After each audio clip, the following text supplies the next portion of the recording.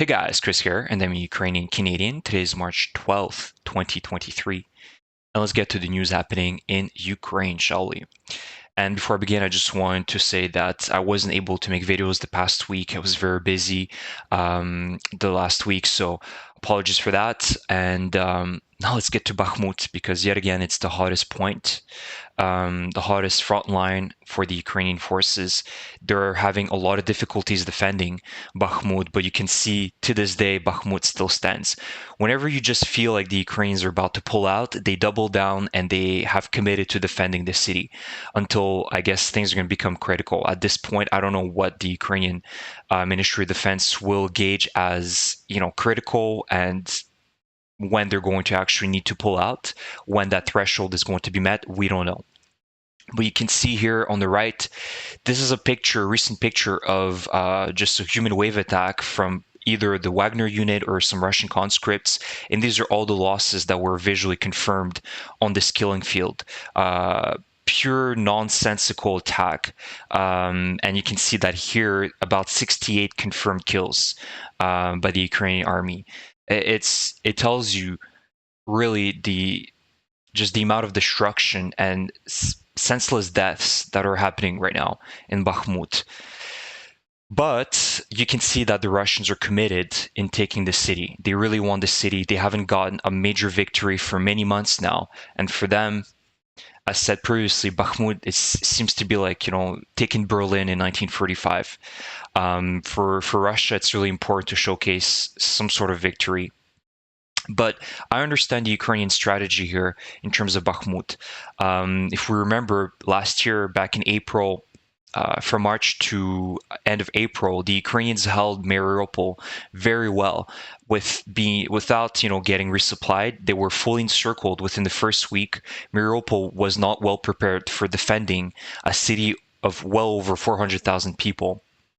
And the Ukrainian forces managed to defend the city for about 2.5 months with very minimal supplies and just pure will to defend. And this distracted the Russians. In reality, Mariupol was absolutely important in not allowing the Russians to continue with their offensive further north towards Zaporizhia city, towards Dnipro city, really just making the Ukrainian defenses collapse because there were almost none at that point.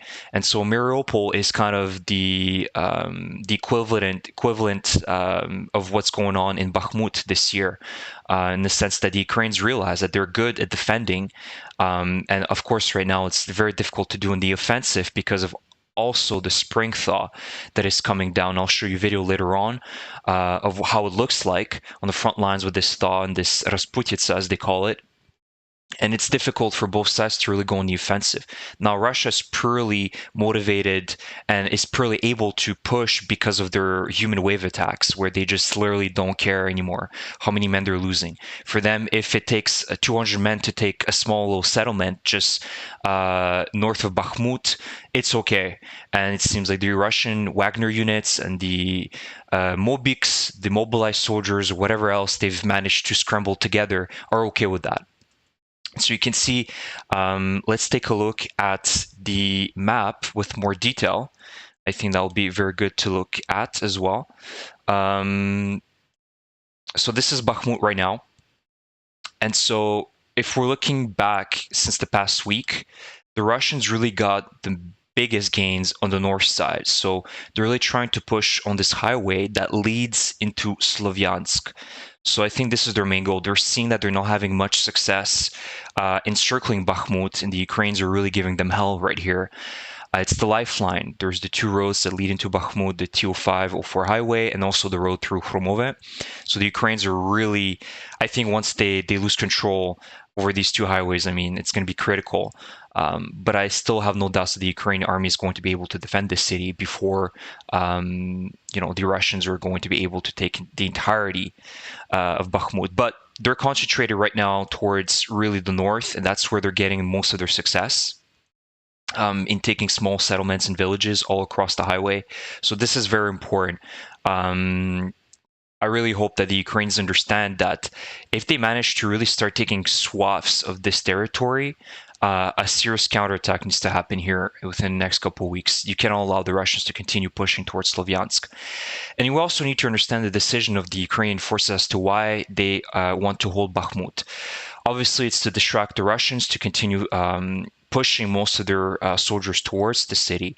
And it's also not to repeat the same situation in other cities, right? They've absolutely pulverized Bakhmut, and they pulverized Soledar, and they've pulverized Lysychansk and Severodonetsk and Kremina. The Russians, wherever they go, they're going to continue destroying cities. And the Ukrainian forces do not want this repeat everywhere in Kramatorsk and Slovyansk. You need to understand the rebuilding factor is going to be so great. It's already massive. It's going to be trillions of dollars, if not even more, tens of trillions to demine, to rebuild cities, the infrastructure, everything needs to be rebuilt. And so, of course, the Ukrainian forces don't want to have this being repeated everywhere where the Russians are going. They're going to pillage, they're going to loot, they're going to destroy. And just as we saw in Mariupol and other cities, the same is going to continue happening if the Ukrainian forces do not put this to an end. So that is the situation in Bakhmut. Apart from that, you can see the largest concentration of Russian forces right now are also in Avdiivka. So they continue pushing in Avdiivka as well. You can see that the main push is towards Krasnohorivka. So they're also trying to pull off a type of encirclement, like in Bakhmut around Avdiivka. So that's the other large axis that the Russians opened up in the last few weeks. Vuhledar, well, there isn't much going on here. It's a catastrophic failure for the Russians. And apart from that, Kremina is also where the Russians are being bogged down. They've really started last few weeks to push towards Liman and Slovyansk, but the forests are giving them trouble, just as they did give trouble to the Ukrainian forces when they were on the initiative and tried to push towards Kremina. So it's a very difficult terrain right now, especially with the mud and the thaw. Not much is happening in terms of movements here. So that is what's going on the front lines. Now, let's get to the other slides that I've prepared. And so the UK Defense Intelligence says that Russia suffers unusually heavy losses in Ukraine as of late, and that in many of the eastern regions, deaths are likely running as a percentage of population at a rate more than 30 times higher than Moscow. In places where ethnic minorities take the biggest hit, in a city called Astrakhan, some 75% of casualties come from the minority Kazakh and Tatar population. And so this is insulating, obviously, the better off and more influential elements of Russian society. And so this is obviously high consideration for Putin. So this obviously proves yet again that Putin wants to shelter the elites from the consequences of this war.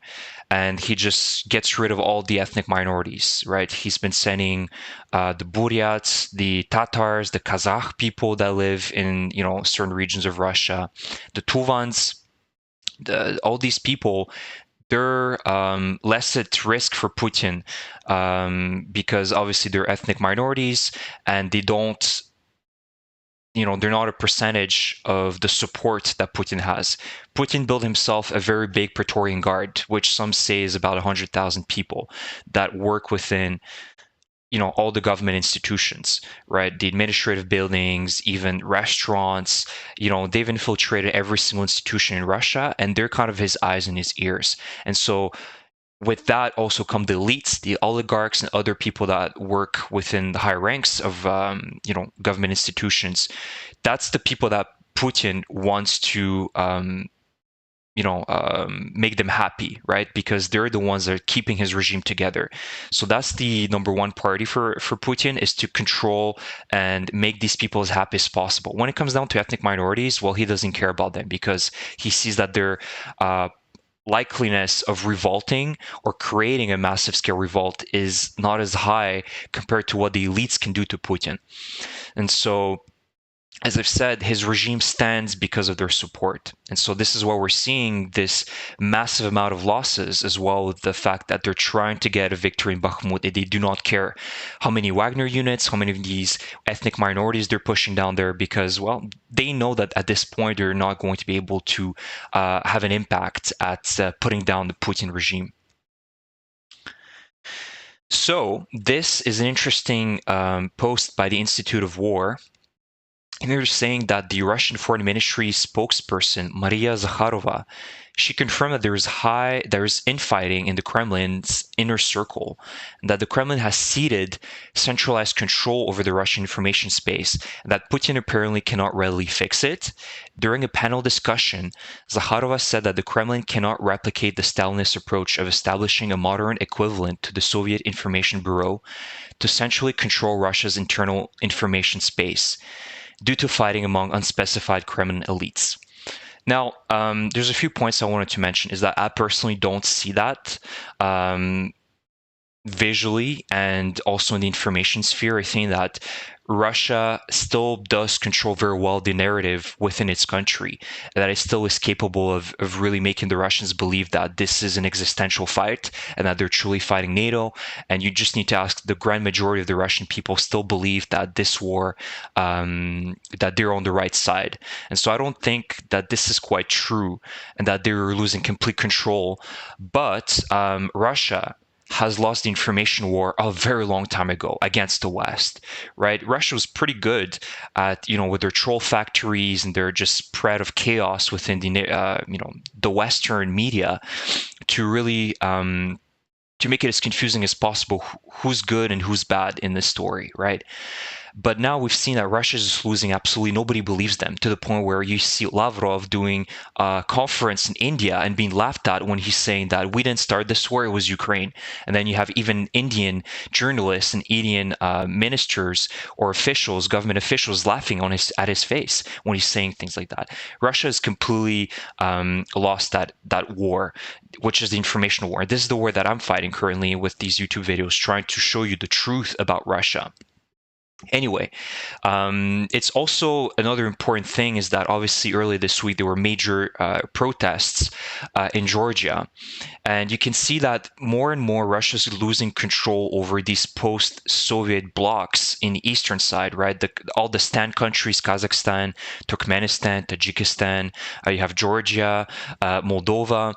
All these countries feel more and more that Russia is losing its grip, its influence over them. And so this gives them an opportunity to, especially for the people, to get rid of this Russian yoke that's been holding them for so many decades, right? Even discounting the fact that obviously communism was a big part of that. The post-communist era, Russia still managed to have a very firm grip over these post-Soviet countries. You just look at the example of Kazakhstan the last year in early January, where Russia to quiet down the protests going on in Kazakhstan. They sent their troops, and they clearly had influence over Tokayev. Now Tokayev is more interested in having protection from China or the West rather than from Russia, because he does not want to see the same thing being repeated in its own country as what happens right now, what is happening in Ukraine. So I think that all this is very interesting nonetheless, but I still do not see that Russia is losing complete control over its informational sphere within, and that it cannot, have a centralized control. Because from what I've seen is that the Russians still really believe in this propaganda. So some food for thought. And the last video I have for you guys is the mud season. So I've talked about it. This is what the Ukrainians and the Russians are currently facing, right? These are the trenches, and you can see the thaw. It's slowly turned into irrigation canals. Makes it very difficult, obviously, to move. Tanks get stuck. Let's not forget the last year offensive, Russian offensive in Kiev, where their tanks, and Chernihiv, where their tanks were being bogged down. They had to abandon them because the logistics were absolutely poor on the Russian side, and just nothing was moving. And so this is what's happening. This is why I think that the gains are not going to start happening right now for the Ukrainians, but it's going to be more around end of April, maybe early May. We're going to start seeing, as the ground becomes hard, there's going to be less thaw. The Ukraine is going to be able to move very well and efficiently. But this is some food for thought.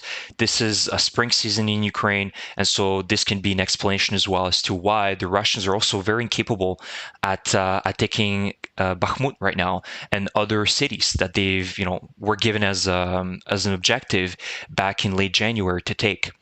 And so this is the extent of their major offensive. I really don't see the Russians going further than that. They have failed in every single axis. They're not even able to take Bakhmut. Vuhledar was a catastrophe. Kremina is not going nowhere. Around Donetsk City with Avdiivka, Marinka, the Russians are getting minimal gains. That's the extent of their offensive. And so I cannot wait for springtime for the Ukrainian counteroffensive to happen, and seeing all this, all the destruction that they're going to inflict on the Russian forces, and that's going to be game over for them. Really, I think that's what's going to happen. So that's it, guys. This is the video for today. If you like my content, please subscribe to my channel, and I will see you guys in the next video. Thank you and take care.